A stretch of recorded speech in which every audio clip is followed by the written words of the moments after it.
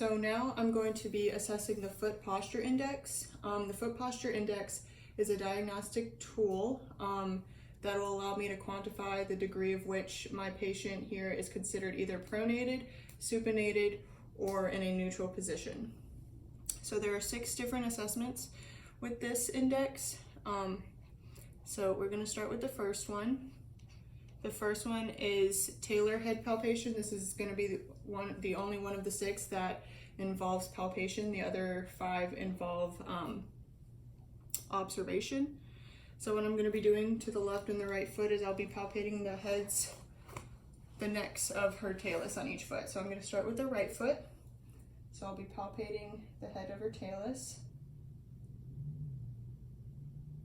And what I note here is that I'm feeling more of the medial neck of her talus than her lateral neck, which I'll make a note of that. But I did still feel slightly her lateral neck of this one. So I would say she would be a score of 1 for the right side because the Taylor head was slightly palpable on the lateral side, but more palpable on her medial side. So I will do the same thing for her left foot.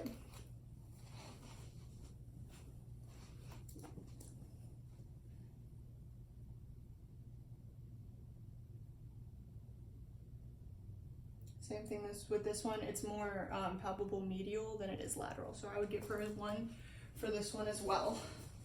And I'll show you the score sheet when this is over. So number 2 is called supra and infralateral malleolar curvature. So with this one, we're looking to see if the curve above and below her malleolus is different, and that is really bright outside. Okay, so I'm going to take this little paper to help me assess this. So we'll start with her left foot using this paper. I'm going to fold it in half so it doesn't get her pants.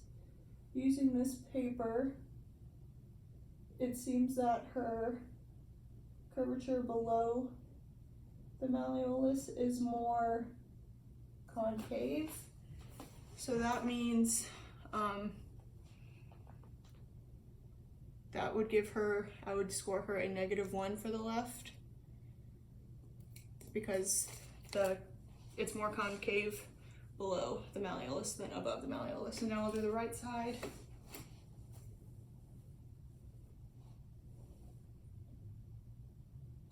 With this one, it appears to be equally concave on both sides, so I would actually say that both infra and supramalleolar curves are roughly equal, so I'll give her a 0 for the right side. The next test in this index is called the calcaneal frontal plane position. So now I'm going to be looking at the position of her calcaneus. So what I'll be doing is I'm going to move the camera behind my patient so you can see what I'm looking at as well if we're able to do that.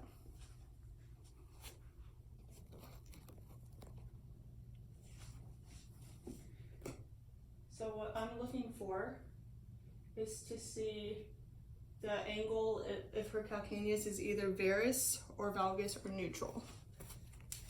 So I'm going to come back here and I'm going to take a look.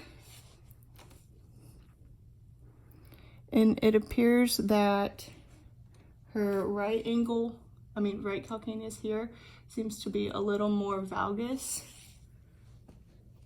And her right also appears to be a little valgus as well.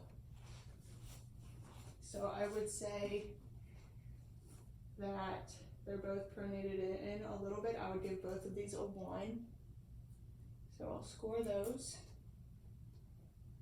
And now we're going to look at number 4, which is bulging in the region of the talonavicular joint. So I'll be taking a look right here on the inside of her ankles, and I'll switch the screen so maybe we can see it a little bit better. So this is her right foot. And what I notice is on her right foot, I see slight bulging right here. It's not necessarily flat, and it's not, I wouldn't say it's concave either. So I would give her I would give her a 1 on the right because it's slightly bulging. I wouldn't say the bulging is too aggressive. And now I will show you her left side, which I think her left side is a little different, if you can see that. I would say it's a little more neutral on this side than the right side was, so I'll give her a 0 for the left side. The next part of the test, it's the height and the congruence of the medial longitudinal arch. I'll do my best to show you what I'm looking at. So from this position, if we can see her foot, I'll come around on that side as well. To me, her right foot, I wouldn't say it is completely semicircular, her medial longitudinal arch. I would say it's a little bit more on the pronated side. So with that, I would give her, it has some flattening, so I would give her a 1 for her right foot, and then we'll take a look at her left foot.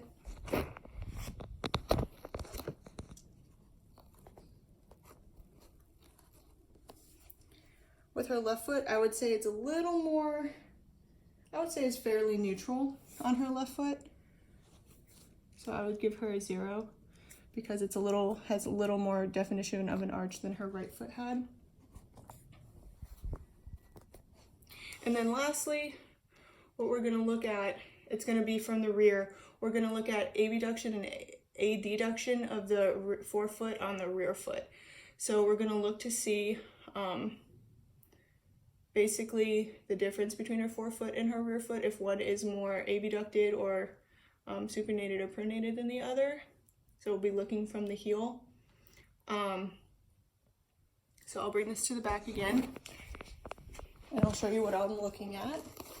If you can see from this glare of the sun. So what I'm looking at from the rear is, we'll take a look at her right foot first.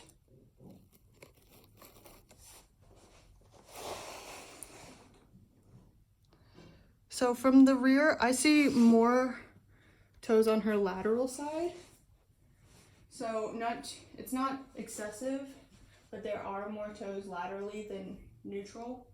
So I would give her a 1 on her right side. And then taking a look at her left side,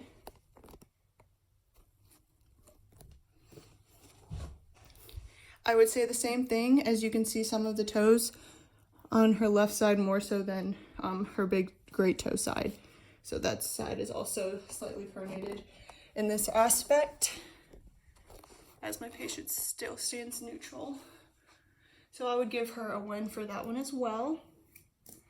So now with the scores that I've taken, I'm going to total them up on my score sheet and let you know the results.